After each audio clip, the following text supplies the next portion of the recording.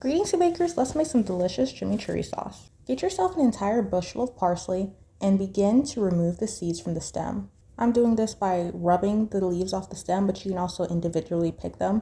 Whatever works for you, just make sure you remove the leaves from an entire bushel of parsley. Now I'm transferring this parsley into a bowl and moving on to the next step, which is removing the leaves from an entire bushel of cilantro. So you can rub it off like I was doing earlier, or you could pick it off individually, whatever floats your boat, whatever works for you.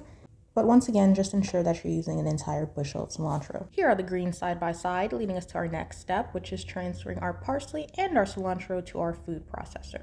Now let's get back to chopping. Get yourself an onion. I'm using a purple onion, and you just have to roughly chop it into 4 slices. You don't have to mince or anything.